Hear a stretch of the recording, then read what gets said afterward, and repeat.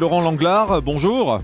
Bonjour aux auditeurs. Merci d'être en direct avec nous. Vous êtes porte-parole de la Fédération Mines Énergie CGT à l'occasion de l'appel à la grève qui est lancé demain dans la Fédération des secteurs transport, infrastructure et l'énergie. La CGT appelle à l'action pour un service public sous contrôle et maîtrise publique répondant à l'intérêt général. J'ai rien compris. C'est pourquoi ce mouvement de grève ?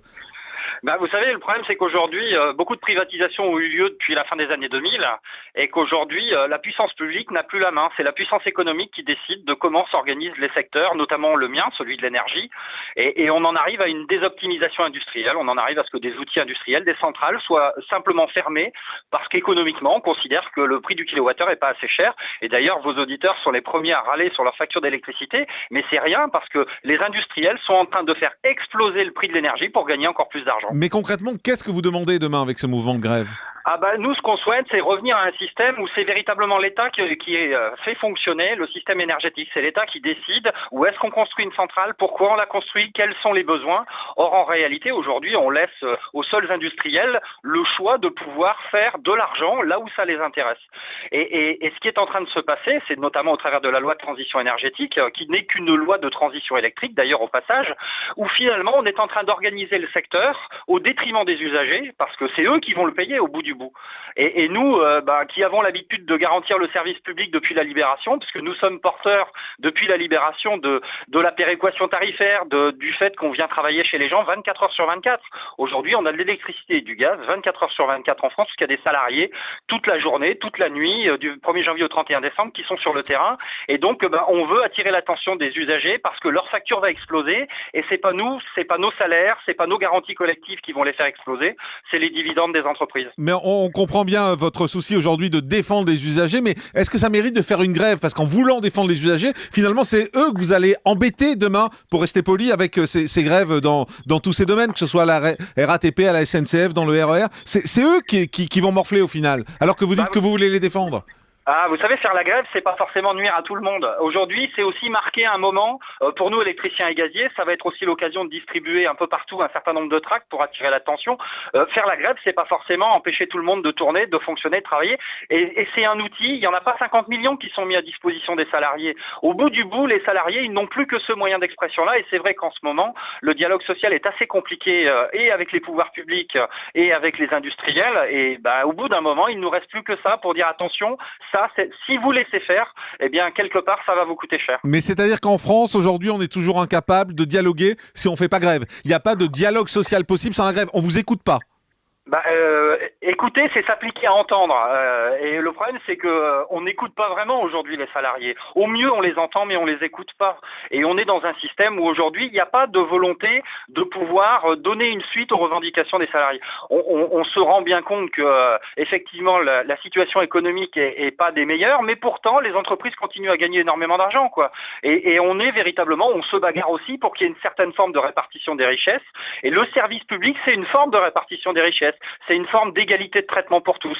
Voilà, c'est des notions qui ont fait que la France d'aujourd'hui, elle est ce qu'elle est parce qu'elle s'est bâtie à la libération sur ces notions-là. Alors, dans ce mouvement de grève, il y a la SNCF et la RATP également qui se sont joints. Visiblement, la direction de la SNCF annonce d'ores et déjà qu'il n'y aura pas vraiment de perturbation demain. Ça veut dire que le mouvement est déjà un échec ?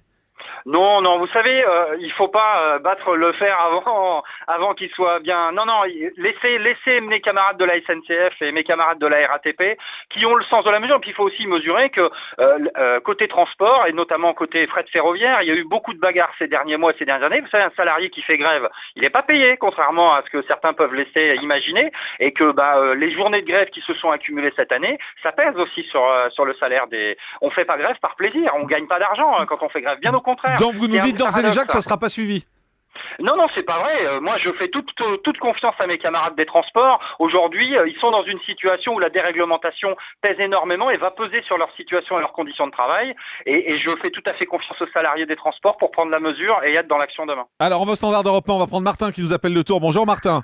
Oui, bonjour. Quand il y a une maladie, on fait un diagnostic. Monsieur a eu raison de rappeler que c'est à la libération.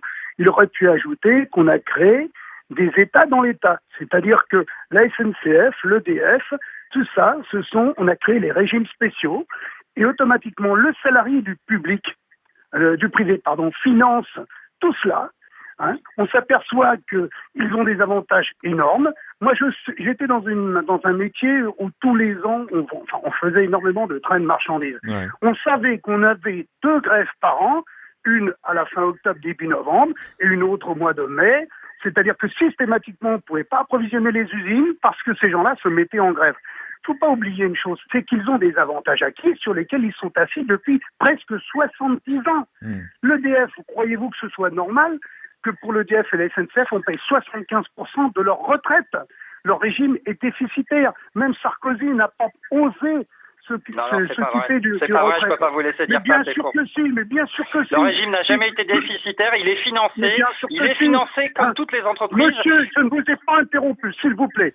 Je vais vous dire une chose. J'ai un voisin, je pourrais donner son nom, mais je ne le ferai pas, qui était conducteur de TGV. Il a pris sa retraite à 50 ans, puisqu'il était conducteur de TGV, il faisait de la nuit parfois, à 50 ans, avec sa paye du mois de novembre. C'est lui qui me l'a dit. Il m'a dit, moi j'en profite du système.